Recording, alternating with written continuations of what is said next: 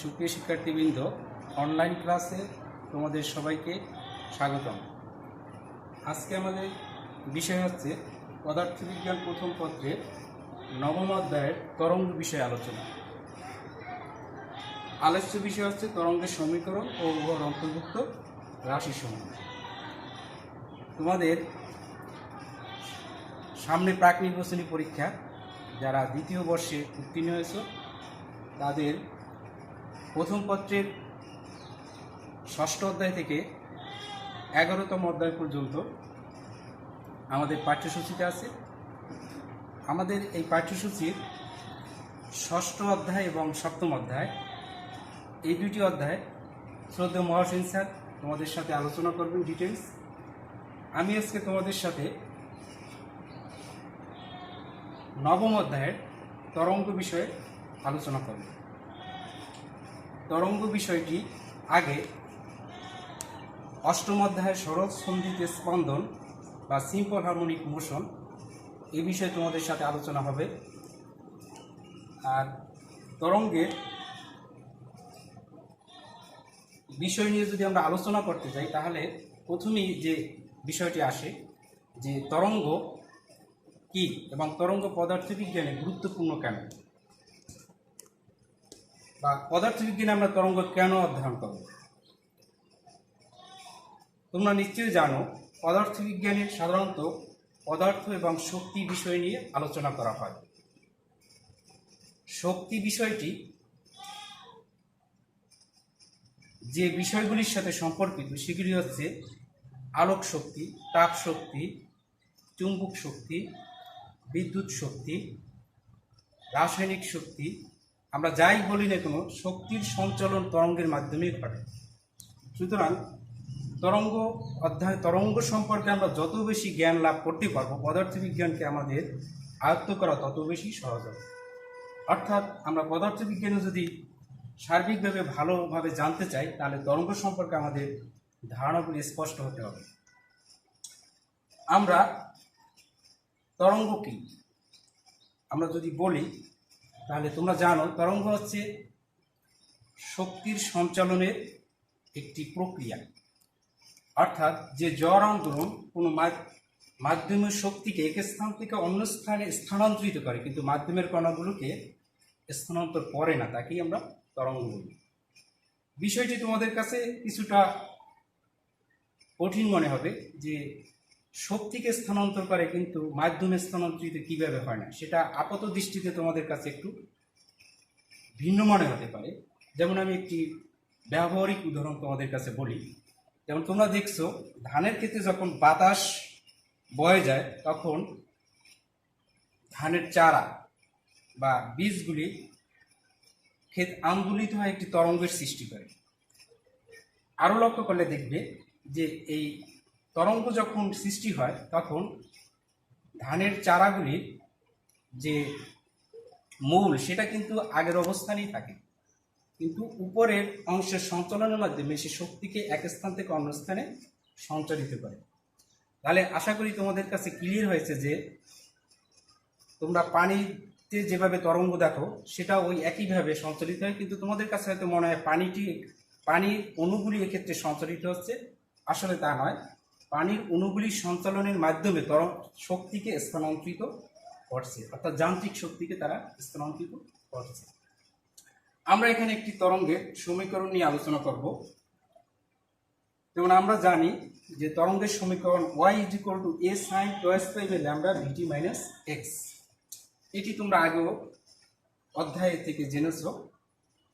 এখানে y a pi lambda vt x এগুলি হচ্ছে তরঙ্গের সাথে সম্পর্কিত রাশি। যেমন আমরা এটি হচ্ছে তরঙ্গের বিস্তার, অর্থাৎ তরঙ্গটি সাম্যাবস্থান থেকে সর্বাধিক যে দূরত্ব অতিক্রম করে তাকে আমরা বিস্তার বলি। ল্যামডা হচ্ছে তরঙ্গ দৈর্ঘ্য, অর্থাৎ তরঙ্গটি একক সময় যে দূরত্ব অতিক্রম করে তাকে আমরা তরঙ্গ দৈর্ঘ্য বলি। ভি হচ্ছে তরঙ্গের বেগ, একক সময় যে দূরত্ব অতিক্রম করে তাকে তরঙ্গের বেগ বলে। এবং টি হচ্ছে সময়, এক্স হচ্ছে সেটি এক্স অক্ষ বরাবর যে দূরত্ব অতিক্রম করে। আমরা এখানে যে চিত্র দেখাচ্ছি এই সমীকরণেরই জ্যামিতিক চিত্র উপরে তোমরা দেখতে পাচ্ছ এখানে অঙ্কন করা আছে। তো এখানে আমাদের 0 থেকে তরঙ্গটি শুরু হয়েছে, শুরু হয়ে এক্স অক্ষের দিকে পজিটিভ দিকে ধাবমান। তো আমাদের 0 হচ্ছে আদি বিন্দু,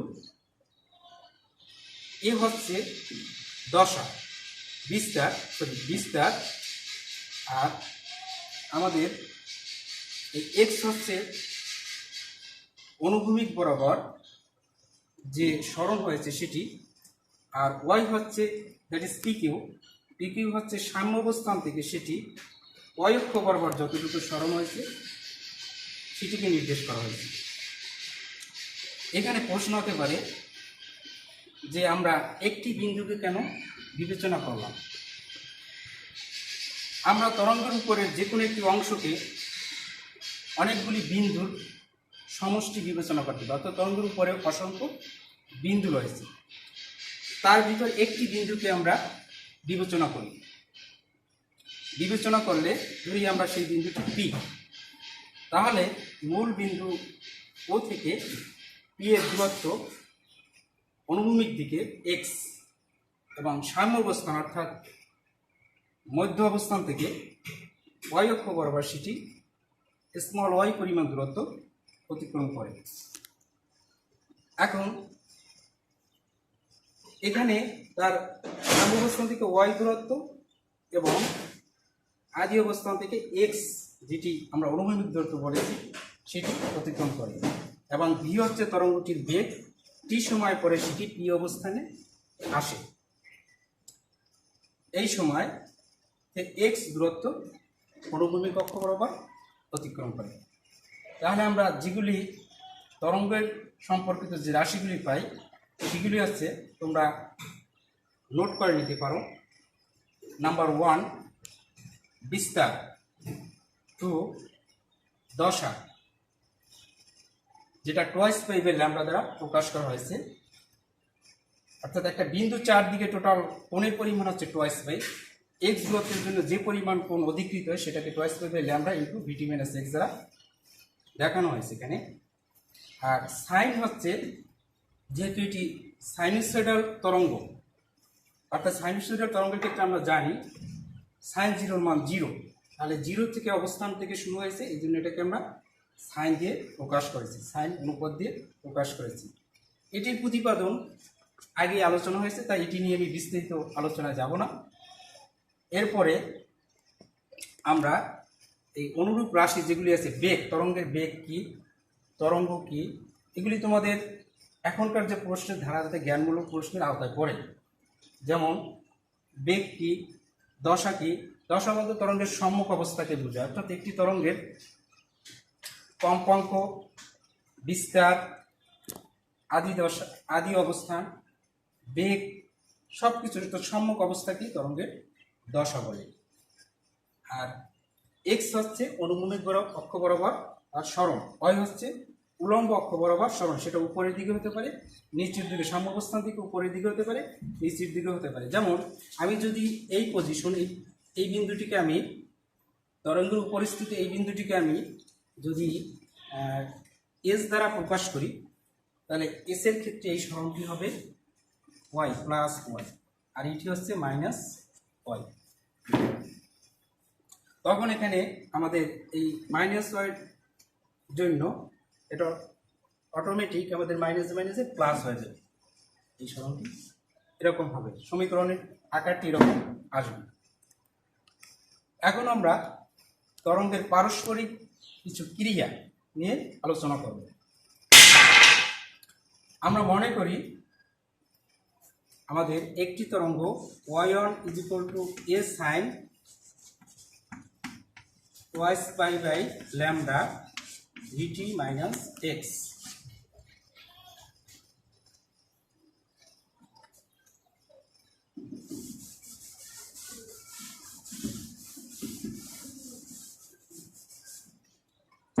দ্বিতীয় তরঙ্গটি y2 is equal to a sin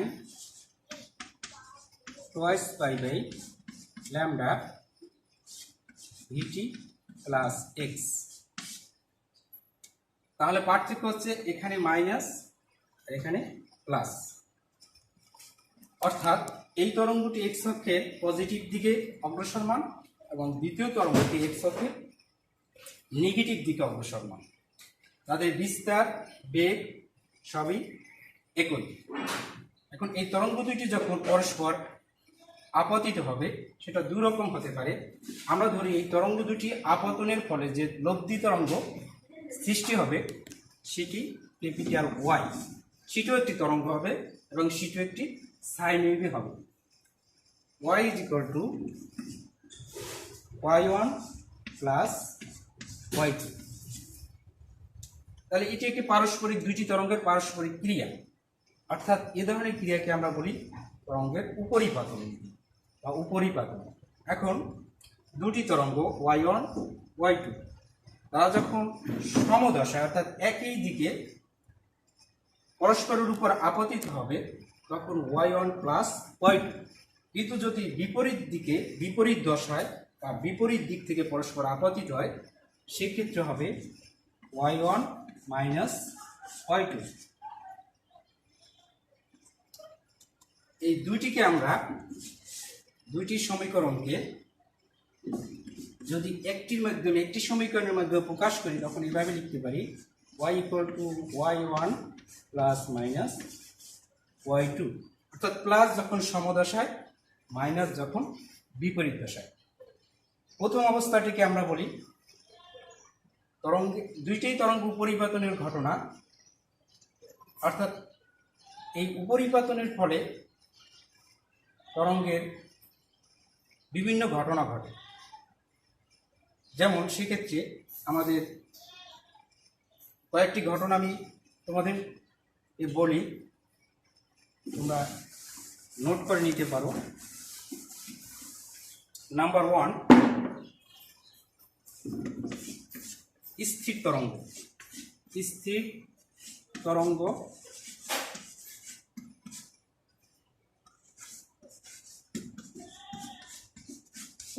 স্থির তরঙ্গ। নাম্বার 2, ব্যতিচার, তরঙ্গের ব্যতিচার। তরঙ্গের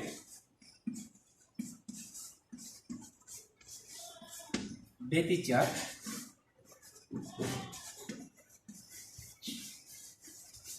তরঙ্গের ব্যতিচার। নাম্বার 3, তরঙ্গের বিট বা স্বরকম্পন। বিট বা স্বরকম্পন।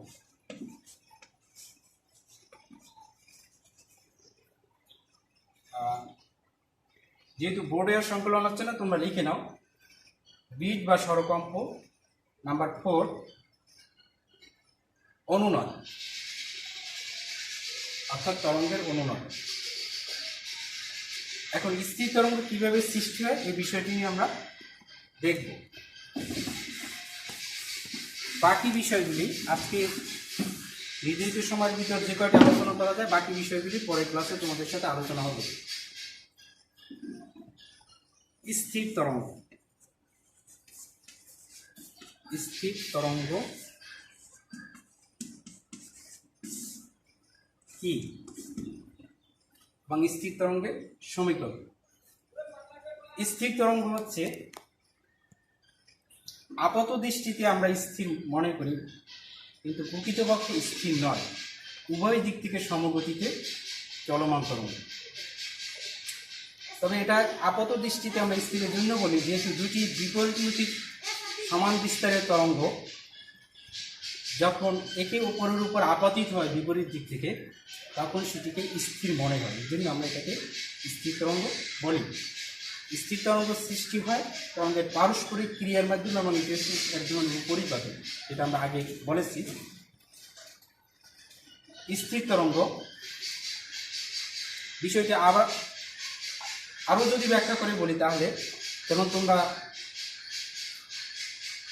কাশি টানাটানি দেখেছো হয়তো কেউ কেউ, তখন একই শক্তি সম্পন্ন দুইজন ব্যক্তি একটি রশ্মি ধরে দুই দিক থেকে সমান টানে টান করে, তখন কিন্তু সেটি স্থির থাকে। জাস্ট স্থির তরঙ্গের ক্ষেত্রেও ঘটনাটি এরকম। দুটি তরঙ্গ বিপরীত দিক থেকে একই শক্তি নিয়ে যখন পরস্পরের উপর আপতিত হয় তখন তাদেরকে স্থির মনে হয়, এই জন্য এটাকে স্থির তরঙ্গ বলে। স্থির তরঙ্গ দুটি বিপরীতমুখী তরঙ্গের পারস্পরিক ক্রিয়ার সৃষ্টি হয়। যেমন আমরা মনে করি y1 ইকুয়াল টু, একটি তরঙ্গ ধরি, y1 is equal to a sine twice pi by lambda vt minus X. এটি এক্স অক্ষের দিকে, এক্স অক্ষের পজিটিভ দিক বরাবর ধাবমান। y2 is equal to a sine twice pi by lambda vt plus X. এটি এক্স অক্ষে নেগেটিভ দিকে ধাবমান, অর্থাৎ আমরা যদি এখানে মাইনাস এক্স করি, যেহেতু এক্স অক্ষে নেগেটিভ তো এখন এটা পজিটিভ হয়ে যায়। এখন এই তরঙ্গ দুটি, যেটা উপরিবর্তন আমি পূর্বেই তোমাদেরকে দেখিয়েছি বোর্ডে, যে দুইটার সমষ্টি, সেটা উপরিবর্তনের ক্ষেত্রে যেমন একই দিকে হইতে পারে, বিপরীত দিকে হইতে পারে, কিন্তু স্থির তরঙ্গের ক্ষেত্রে হতে হবে বিপরীত দিকে। বিপরীত দিকে হলে সেটা হবে না এক্ষেত্রে, কারণ স্থির তরঙ্গ সৃষ্টি হয় দুটি সমান শক্তি সম্পন্ন তরঙ্গের বিপরীতমুখী উপরিপতনের ফলে। সুতরাং আমরা এখানে লিখতে পারি লব্ধি তরঙ্গ y is equal to y1 plus y2। এখন এই তরঙ্গ দুটিকে আমরা যোগ করব, তাহলে কি আসছে, a sine twice pi by lambda vt minus X plus a sine lambda twice pi by lambda vt plus X. তোমাদের বইয়ে এটি বিস্তারিত করা আছে, আমি শুধু প্রক্রিয়াটি বলছি, তোমরা বইয়ে দেখে নেবে। অর্থাৎ এখানে আমাদের এ কমন আছে, কিন্তু একে আমরা কমন আকারে নিয়ে নেব, সাইন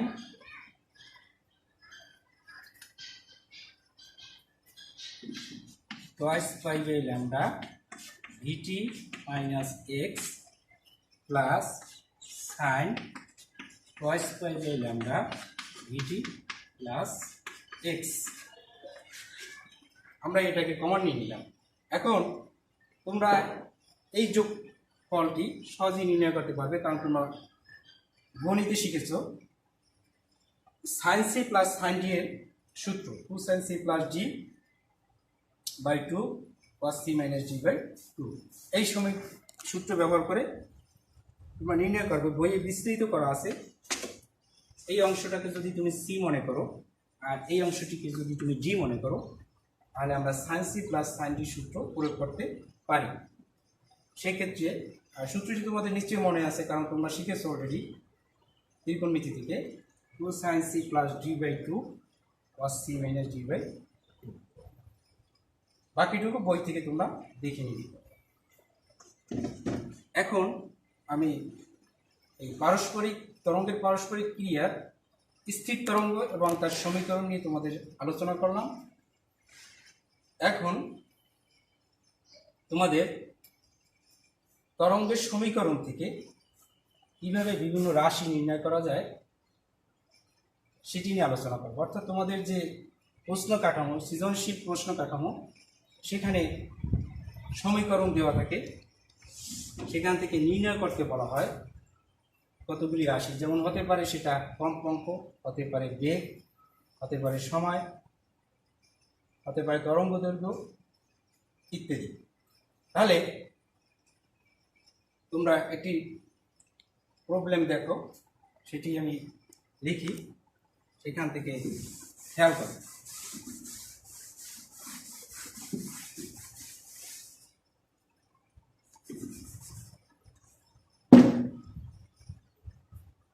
এই সমীকরণটিকে আমরা আরেকটি রূপে লিখতে পারি, যেমন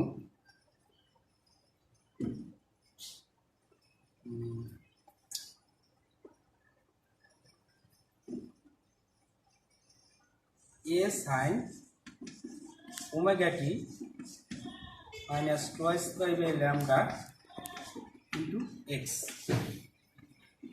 twice pi by lambda into X. অর্থাৎ এই সমীকরণটির একটি আকার এরকম। কিভাবে হয় সেটা একটু দেখে নাও। যেমন আমরা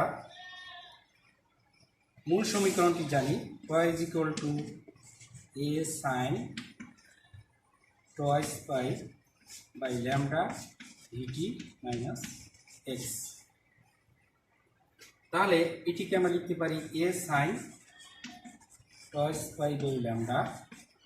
যদি টোয়াইস পাইকে আমরা ভিতরে নিয়ে যাই তাহলে twice pi VT by lambda minus X into twice pi by lambda. এখন এটিকে লেখা যায় twice pi by lambda A sign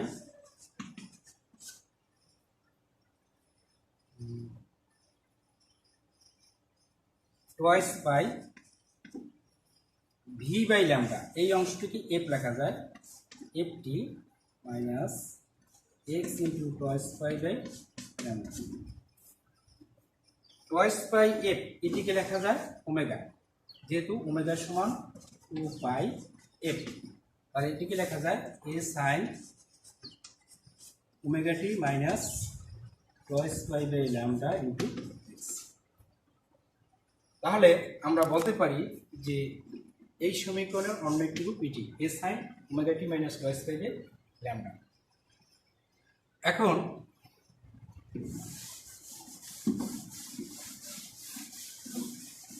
মনে করো তোমাদের একটি প্রশ্নে এভাবে দেওয়া আছে সমীকরণ উদ্দীপকের, আমি সিকিউ প্যাটার্নের একটি প্রশ্ন তোমাদের আলোচনা করছি আজকের আলোচ্য বিষয়ের উপরে।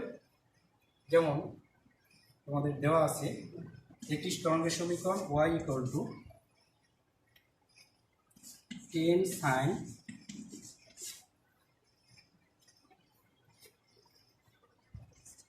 Twice pi T minus X twice pi by 10, এরকম দেওয়া আছে ফর্মে।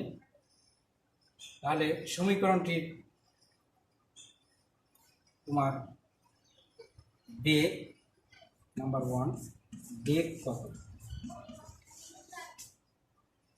বলা হলো। নাম্বার 2 এটি হলো তোমাদের প্রশ্নের